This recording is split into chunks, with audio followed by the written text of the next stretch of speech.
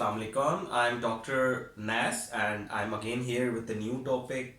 I'm not feeling well because I have a bit flu. Not that the corona wala flu, but I have a flu. So might it would irritate you. So you need to tolerate me in whole lecture. Okay. So our topic is rheumatic fever.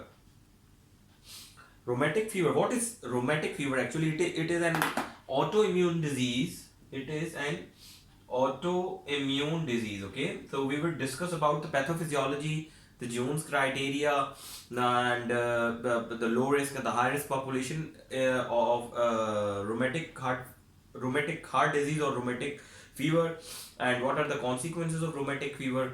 What would be the primary or secondary prophylaxis of the rheumatic fever, and all these things we will discuss here.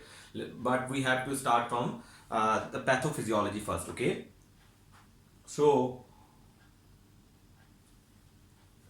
to need to understand this rheumatic fever, you need to understand about the hypersensitivity reactions, about the autoimmune. What is the autoimmune actually?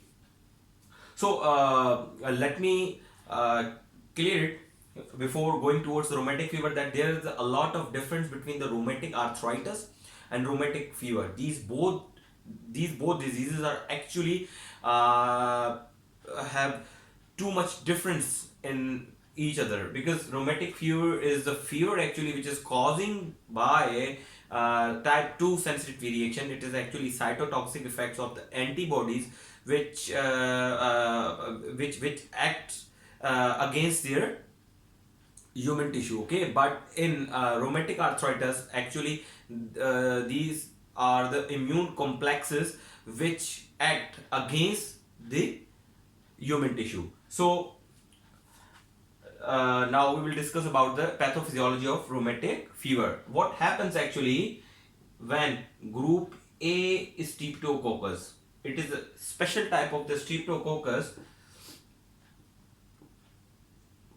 which is actually beta hemolytic plus group A. It belongs to group A of streptococcus. Okay, this is a special type of bacteria which has, it's gram positive bacteria and which has carbohydrate plus lipids type of capsule here, and it has a various proteins over here, in which the most notorious one is M, which is actually proven rheumatogenic and immunogenic and antigen. So what happens when in human, actually in human is a very thin and lean human, it affect when group A streptococcus affects human throat or pharynx, then this group A streptococcus gas, actually you can write here gas, gives this M antigenic. Actually this antigen, when comes in contact with our immune system of our body, because when it infects our human body, when it comes in the contact with the human body, then natural killer cells plus macrophages become active, then they see this M protein and send information to our headquarter, in which there are two generals like T cells and B cells are sitting over here, and they keep receiving the information from these, like their policemen and the rangers, that what is going on in the body. So macrophage take the report, like, and watch the danger with the M antigen and give report to T and the B cells. So T cells produce the cytotoxic killer cells, and B cells start making these antibodies against this M. What happens actually when this B cells start making antibodies against this antigen? So actually this in 97% of the patients it goes in a right way. Like these antibodies go and kill this M protein wherever it would be present in our body. But in 3% of the cases, most of the time, this M protein, which most of the time looks alike our native tissues, when this antibodies which are actually made by the B cells, and B cells give information to the antibody to kill that M. But if that M has a very similar morphologies and the very similar genetic information which is very alike with our native tissues, then these antibodies actually start fighting against our own body. So it becomes an autoimmune disease, like, because now it is fighting against its own body, the beta cells of our body making antibodies, and these antibodies attack on our own tissues. So what happens actually,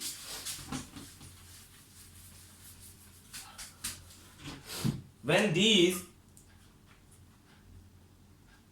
beta cells antibodies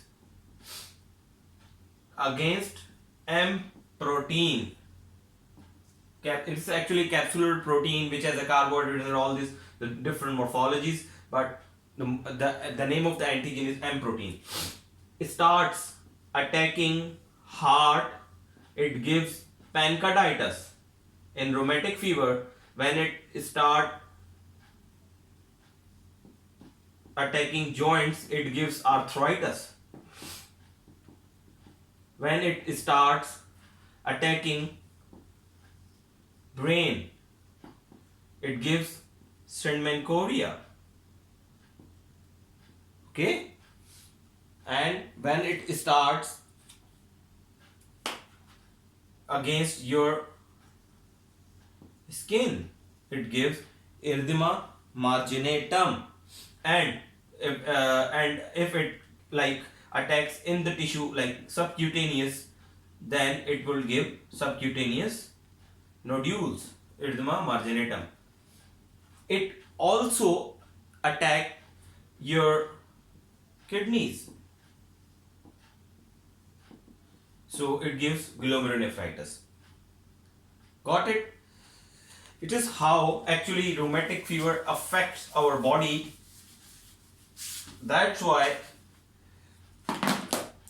all these consequences of the rheumatic fever clinically present with the rheumatic fever in our body. So before going towards the Jones criteria, I want to elaborate that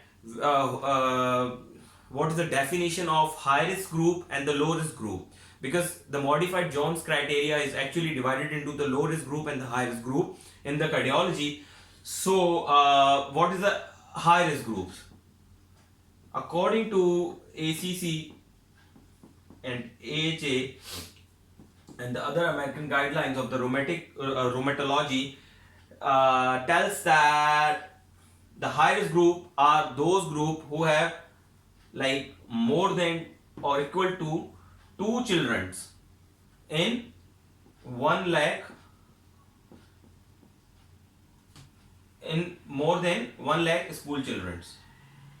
If in 1 lakh school children you have 2 or more than 2 cases, then actually that area who have these sort of cases comes in high risk group, and the less than 2 obviously is low risk group. So the high risk groups are the third world countries like the Pakistan, Bangladesh, India, and actually the prevalence of this disease is very much common in crowded areas like in jails and boarding schools and military like hostels. So what are and other thing is that if you have more than one case in 1000 people, like in all general population, then you have what?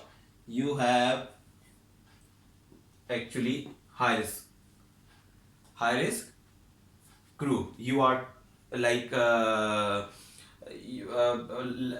like if any area has more than one case in 1000 general population, that area comes in high risk group. Okay, so anything less than 1 in 1000 is actually low risk group. So the high risk groups, as I told you, are third world countries, Pakistan, Bangladesh, India, and all these countries. But the low risk groups are the USA, Europe. Okay, so all these areas actually comes in low risk group. So what John's criteria tells us in the, what is the difference between the high risk and the low risk. So this is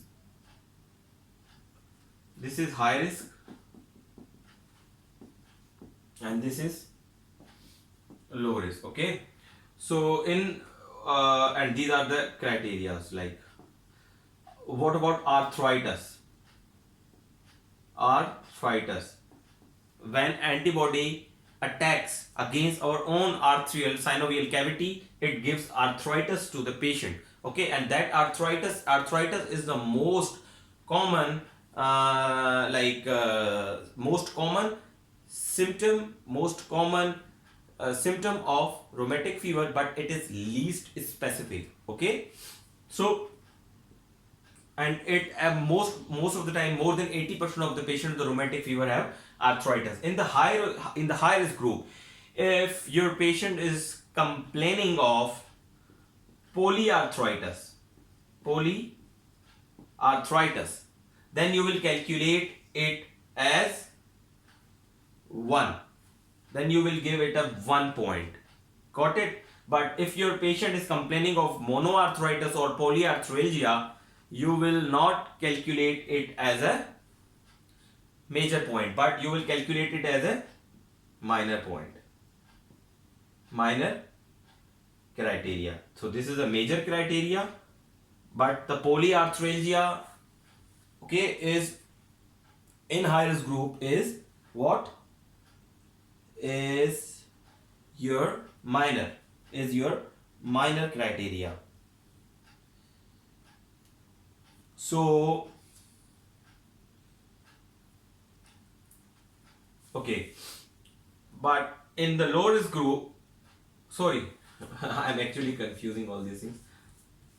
In high risk group is actually the Pakistan and all these things. This is for the low risk group. If you have a polyarthritis, then you will calculate it as a 1, and if you have a polyarthralgia or monoarthritis, then you will calculate it as a 1 minor criteria. But in high risk group, if you have only polyarthralgia, not even arthritis, like what is difference between the polyarthralgia and the arthritis?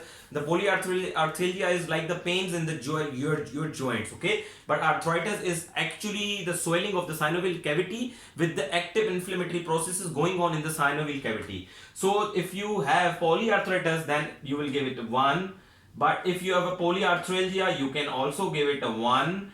And if your patient has monoarthritis, you can also give it a 1 major point in high risk groups. Okay, so what is that is the only difference in the major criteria in high risk and the low risk group. In low risk group, if you have like polyarthralgia and monoarthritis, you will not calculate it as a 1, but you will calculate it as a 1 minor criteria if you will have monoarthritis or polyarthralgia. Got it? But in the high risk group, if you have a monoarthritis, polyarthralgia or polyarthritis, then you will give it as a 1 major point, and if it has a monoarthralgia, then you will give it as a 1 minor point. Got it? So that is the difference only in major points, like high risk group, major.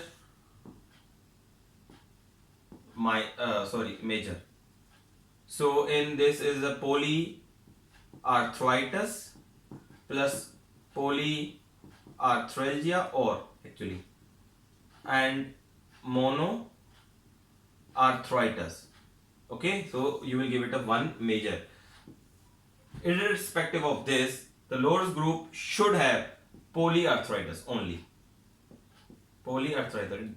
They should have a polyarthritis to be as a 1 major point. Okay, then you will give it a 1.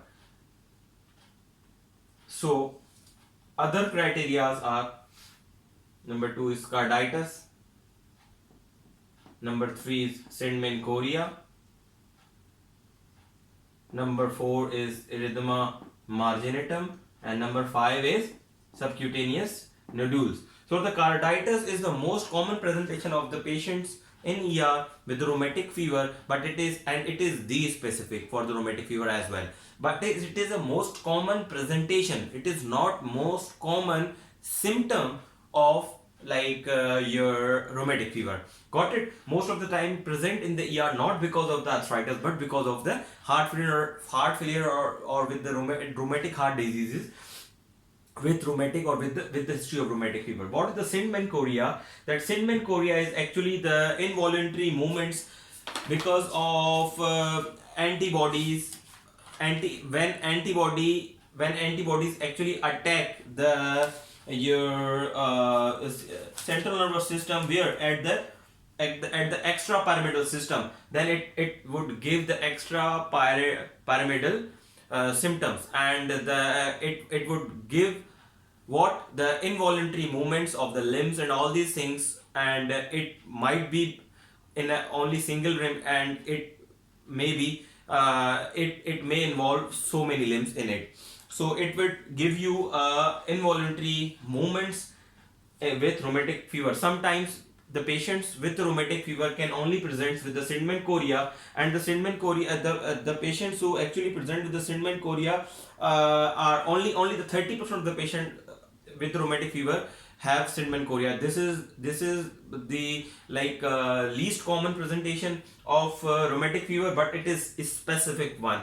So, and sometimes patient may present with only Sindman-Chorea, and this Sindman-Chorea, that patient develops Sindman-Chorea after the infection of rheumatic fever, almost after 1 to 3 months of their infection. So most of the time they will not remember or remind, and they not even notice the fever and all these symptoms of the rheumatic fever, but they will present you with the Sindman-Chorea, and they will not give you the history of any rheumatic fever. So, and second thing is erythema marginatum. This is a non-papular rash actually at the skin, which is painless, and this has central pale oval type of color in the rash, with a periphery in red color, with the central pale like color. So it would give you the erythema marginatum in skin. And the subcutaneous nodule. What is the subcutaneous nodule? These are the actually painless, firm nodules in the subcutaneous, and they would not be tender and all these things, which actually exclude it with other diseases like abscess and all those. So and so these are the actually minor and the major criteria. So these are actually the major criteria for your Jones. Okay, what are the minor criteria?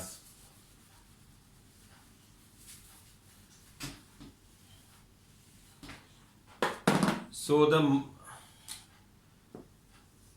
minor of high risk group and minor of low risk group. In high risk group, if you have ESR of even more than 30, you will calculate it as a 1 minor. If your patient has a fever of 38, you will calculate it as a 1 minor. If you have a raised like CRP more than 3, you will calculate it as a 1 minor. Okay, and if you have in high risk group have monoarthralgia, then you will calculate monoarthralgia, then you will calculate it as a 1 minor group. But in the low risk group, you need ESR more than 60, fever more than 38.5, and CRP is the same in both 3 And but in the arthritis you should have what? You should have polyarthralgia. Even if the polyarthralgia in the low risk group, if you have a polyarthralgia in low risk group, you will not calculate it as a major criterion but as a minor criterion. Okay. And second thing, monoarthritis. So you need what? Actually polyarthritis to give it a one major point in the low risk groups. Okay, as we discussed earlier. So second thing is like prolonged PR, which actually showed the involvement of the myocardium in the patient with the rheumatic fever. You have to give the 1 point to the prolonged PR in both minor and the major. So to diagnose your rheumatic fever, either you will have one major and two minor, or two major, or two major. Okay, so either you have a two major or one major or two minor, then you can diagnose, you can tell your patient. If your patient has one major and the two minor or only two major, then you can tell or you can diagnose your patient as a rheumatic fever. So rheumatic fever is actually the diagnosis, or it's a clinical diagnosis, but we need to do some investigations in patients as well. What are those? Obviously, if the patient is coming in the ER, then you will take the history and examine your patient. What on examination, what are the expected sign and symptoms of your patient with rheumatic fever? So let's start with the vitals. The vitals probably would be fine, but your patient may have fever more than 38. Your patient may have what? A history of polyarthralgia and basically arthritis. Okay, all these things are like, now directly I think we should come at the examination. So your patient should might have fever, your patient might have tachycardia. Okay. Second thing, if your patient has heart failure because of the rheumatic fever, then they might have low sets as well. Your patient may present with the heart failure in the rheumatic fever because of the involvement of the myocardium. Okay. So on examination, on like on the vital examination, you can, these are the expected findings on the vital examination with the rheumatic fever. But if your if you examine your patient, so you might have what in the Jones criteria, you might get like swelling of the joints, subcutaneous nodules. Erythema marginatum is actually very less appreciable, because you can only appreciate the erythema marginatum in the fair colored people, not in brown or black. Okay, because this is very like non-papular type of rash, which with reddish color and central pale color. So you can find like involuntary movements in your patients, like chorea, due to involvement of the extrapyramidal system in the CNS. What else you can find in your patient is like what else you can find in your patients. Now come to this, would probably be with a specific examination of this, of that particular system, or you can check all these things within your journal examination, journal physical examination. Now come to the CVS. In CVS you will find what? You will find on like auscultation, you will find the MR, because mitral regurgitation, the most commonly valve involved in the rheumatic heart disease is mitral regurgitation. Okay, so in mitral regurgitation is a pathognomonic of rheumatic fever. Initially the valve develops the regurgitation because of the dysfunctioning of the valve due to antibodies attack on that valve. Okay, so you will not get the mitral stenosis but the mitral regurgitation in rheumatic fever, in acute rheumatic fever. Later on like after decades, that patient develop mitral stenosis because of the calcification and deposition of the calcium and those defected valves. Okay, so you will get the MR. But if you are getting the murmur, that MR would be obviously hollow systolic murmur in apex. But if you are getting concomitant with MR, with the murmur of hollow, if you are getting concomitant diastolic murmur with hollow systolic apical murmur, then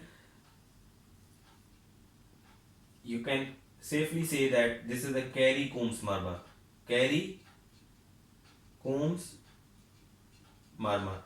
So what is this actually? When you have mid diastolic murmur with holosystolic apical murmur, which is actually murmur of MR, then you can call it as Carey-Coombs murmur in rheumatic fever. So what is the Carey-Coombs murmur? Carey-Coombs murmur is actually the murmur, mid diastolic murmur with holosystolic apical murmur in the acute rheumatic fever is Carey-Coombs murmur. Got it? Okay, so you might have the aortic regurgitation, because the most common valve which in carditis, in carditis in rheumatic fever, can involve any layer. Like this is actually the pancarditis. It can involve pericardium, myocardium, and endocardium, but the most commonly is endocarditis. Endocarditis is actually the most common complication, or most common complication and involvement in the cardiac tissue with rheumatic fever. So the most common valve which actually involved in the rheumatic fever is mitral. On second, it is aortic. So in active form, like in acute rheumatic fever, you will get the MR, AR, but it may involve right-sided valves as well. But it is very rarely that the right-sided valves would be involved with the left-sided valve, because if you are suspecting the valvulitis or the endocarditis because of the rheumatic fever, then the only isolated and the most common valve which is involved with rheumatic fever is mitral valve. If you are getting isolated aortic valve, then it is less likely that it would be the rheumatic fever, because in the aortic valve involvement, in most of the cases there would be the involvement of the mitral valve in rheumatic heart fever. Got it? So now we come to the investigation.